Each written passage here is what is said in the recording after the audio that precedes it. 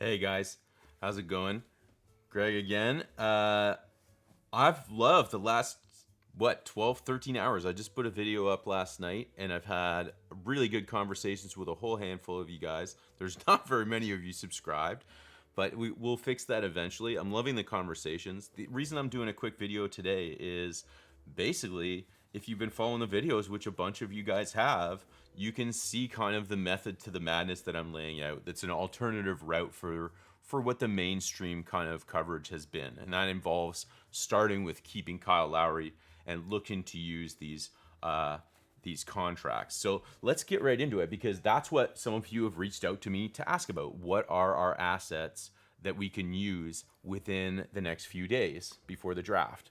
So we have 6 days remaining, and as I've pointed out, Aaron Baines, of all people, might be like the key to another run at challenging in the East, or overall. Like, you never know what you're going to get with some home court advantage and some home cooking.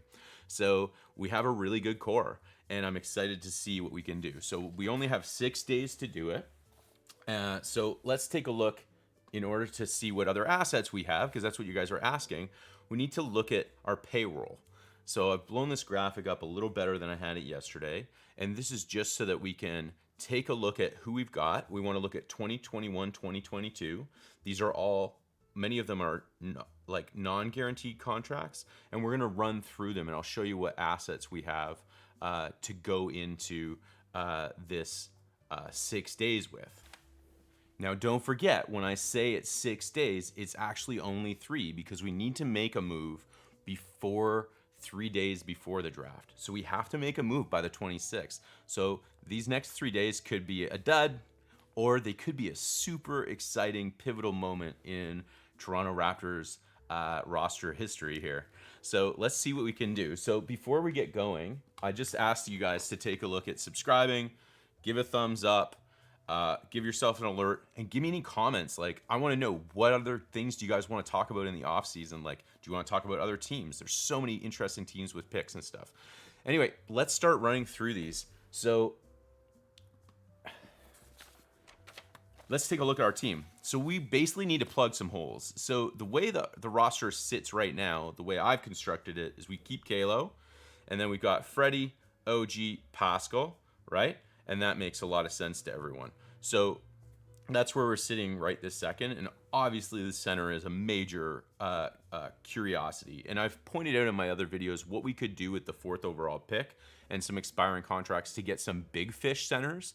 But in this video, I'd like to actually explore, like, what can we do without moving our pick? Because it's such a rich draft.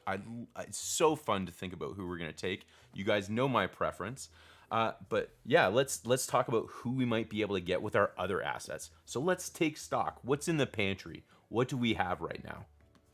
So the first thing we've got is our futures, and we're going to take a look at keeping Gary Trent Jr. too. So our futures are good. We've got all of our picks. We've got extra second this year, so we'll list them. Gary Trent Jr. I put down as a 6th man. As you know, I might move him at the trade deadline. But what else we got? Bummer, we brought Jalen Harris's stock way up, but then he fell, so he's no good. But what else do we increase the value of? Well, Paul Watson Jr. He's a decent asset, good young player. He's ready for a mid-level team like maybe the Hawks or something. Freddie Gillespie's another one. So can we package him up? Another one would be Bembry. We've definitely raised Bembry's stock. So another one that we have expiring on is Yuta Watanabe. He's non-guaranteed this year. We could move Yuta. And then we also have the expiring contracts of Aaron Baines and, as I've mentioned time and time again, Rodney Hood. And this is a major piece from the normal power trade. So it's not by mistake that we got these guys.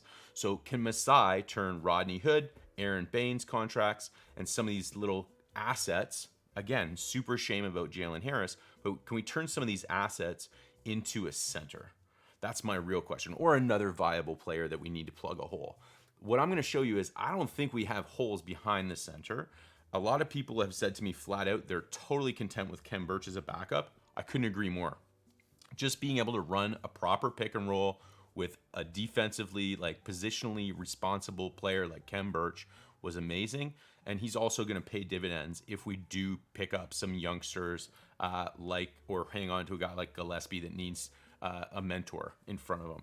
But who are we going to put up front? And we've talked about in the last videos some of the big name centers that are out there, but who could we get for not our 4th overall pick, basically? So you'll notice that some of the guys that are on here, there's some guys missing.